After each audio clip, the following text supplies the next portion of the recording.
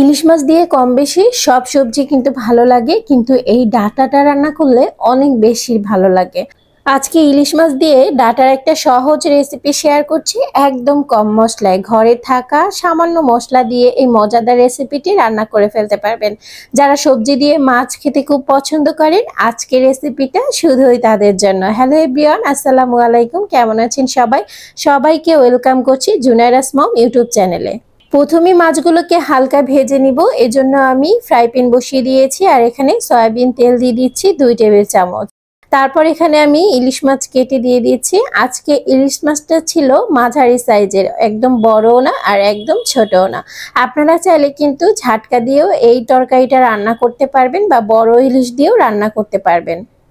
টাটকা ইলিশ হলে খুব বেশি ভালো হয়, তাহলে অনেক বেশি মজার হবে। খুব সুন্দর করে এক সাইড ভাজা হয়ে গিয়েছে, উল্টে দিচ্ছি, অন্য সাইডটাও ভেজে নিচ্ছে। একটা জিনিস হয়তো বা খেয়াল করেছেন, মাছগুলো একদম ড্রাই করে ফেলেনি, হালকা একটা ভাজা দিয়েছি, তাতে করে এই রান্নাটা খেতে অনেক বেশি ভালো লাগে। অবশ্যই কিন্তু এই রেসিপিটি এভাবে করে একবার হলেও ট্রাই করে দেখতে পারেন। মাছগুলো এক এক করে আমি তুলে নিচ্ছি, আর অবশিষ্ট যে তেল রয়ে গেছে এটার ভিতরে কিন্তু আমি রান্নাটা শেষ করব, তাহলে ইলিশ মাছের স্ট্রং একটা ফ্লেভার আসবে, খেতেও অনেক বেশি ভালো লাগবে। আপনারা চাইলে কিন্তু তেলটা ফেলে দিতে পারেন বা রেখে দিতে পারেন, অন্য রান্নায় কাজে লাগাতে পারেন। এখন আমি এখানে পেঁয়াজ কুচি দিয়ে দিচ্ছি হাফ কাপের মতো। আজকে কিন্তু পেঁয়াজ কুচি দিয়ে রান্না করব, বাটা মশলা দিব না। আজকে রান্নাটা একদমই সহজভাবে করে দেখাবো। দেখা যায় মাঝে মাঝে রান্না করতে একদমই ভালো লাগে না, কিন্তু মজাদার একটা তরকারি দিয়ে বা সবজি দিয়ে খেতে খুব ইচ্ছে করে, তখন কিন্তু এই একটা রান্নাই যথেষ্ট হয়ে যাবে আপনার জন্য।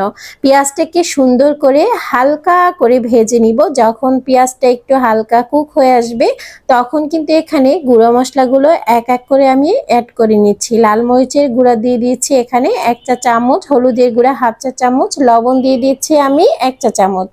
ইলিশ মাছ রান্না করার সময় এভাবে শুধু এই মশলাগুলো দিয়ে একবার হলেও রান্না করে দেখবেন। অনেক বেশি আদা রসুন ব্যবহার করতে যাবেন না, ইলিশ মাছের ফ্লেভার একদমই নষ্ট করে ফেলবে, খেতে কিন্তু খুব একটা ভালো লাগবে না। 1 মিনিটের মতো মশলাটা কষিয়ে নিয়েছি, আর এ পর্যায়ে আমি ডাঁটা, আলু আর দিয়ে দিচ্ছি টমেটো। একদম অসাধারণ যুগলবন্দি বলা যায়। খুব সুন্দর করে নেড়েচেড়ে এগুলোকে কষিয়ে নিতে হবে। কষানোর উপরে কিন্তু এই রান্নাটার স্বাদ অনেকটা ডিপেন্ড করছে। অনেক বেশি কালারফুল হয়েছে আর এটা খেতেও অসম্ভব মজার হয়েছিল, আর রান্না করতে একদমই অল্প সময় লেগেছিল। আর হাতের কাছে থাকা জিনিস দিয়ে যেহেতু রান্না করা যায়, রান্নার বাড়তি কোনো ঝামেলাই মনে হবে না। খুব ভালোভাবে ঢাকনা দিয়ে 2 থেকে 3 মিনিটের মতো রান্না করে নিয়েছিলাম। এখন আবারও একটু নেড়ে চেড়ে দিচ্ছি। খুব সুন্দরভাবে ডাটাটাকে 60% এর মতো সিদ্ধ করে নেব কষিয়ে, আর যে 40% সেটা মাছ দিয়ে সিদ্ধ করে নেব। তাহলে কিন্তু মাছের যে একটা ফ্লেভার সেটা সুন্দর থাকবে। মাছ দিয়ে অনেকক্ষণ ধরে সবজির ভিতরে জাল করতে যাবেন না, মাছের স্বাদ তাহলে একদমই নষ্ট হয়ে যাবে।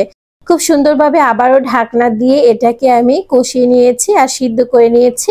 এই পর্যায়ে কিন্তু ডাটা অনেক বেশি সিদ্ধ হয়ে গিয়েছে, আর এখন আমি দিয়ে দেব ফুটন্ত গরম পানি। গরম পানি ব্যবহারের ফলে রান্নার টেস্টটা অনেক বেশি ভালো হবে, আর রান্নাটাও অনেক তাড়াতাড়ি হয়ে যাবে। সবজিটার কালারটা থাকবে একদম সবুজ, একদমই নষ্ট হবে না। এবার ভেজে রাখা মাছগুলো এক এক করে দিয়ে দিচ্ছি। যেহেতু গরম পানি দিয়েছি, বলক আসতে একদমই সময় লাগেনি, তাড়াতাড়ি চলে এসেছি। এখন আমি ঢাকনা দিয়ে ঢেকে সুন্দর করে এটাকে রান্না করে নিব 10 মিনিটের মতো। আর 10 মিনিট পর ব্যাক করছি, আর দেখবেন 10 মিনিটে রান্নাটা একদমই হয়ে যাবে। এই পর্যায়ে আমি রান্না করার পরে 10 মিনিট পর ফিরে এলাম, আর দেখতে পাচ্ছেন সবজির কালারটা কতটা সুন্দর রয়ে গেছে, মাছগুলো একদম সুন্দর হয়ে গেছে। এভাবে মাখো মাখো করে উঠিয়ে নিলেই খুব বেশি ভালো হয়। কেমন লেগেছে আজকের রেসিপি অবশ্যই কমেন্ট সেকশনে জানাবেন। ভালো লাগলে লাইক শেয়ার কমেন্ট করবেন, বেশি ভালো লাগলে আমার চ্যানেলটি সাবস্ক্রাইব করতে পারেন। আজকের রেসিপি এই পর্যন্তই। নেক্সট রেসিপি দেখার আমন্ত্রণ জানিয়ে এখানে বিদায় নিচ্ছি। আল্লাহ হাফেজ।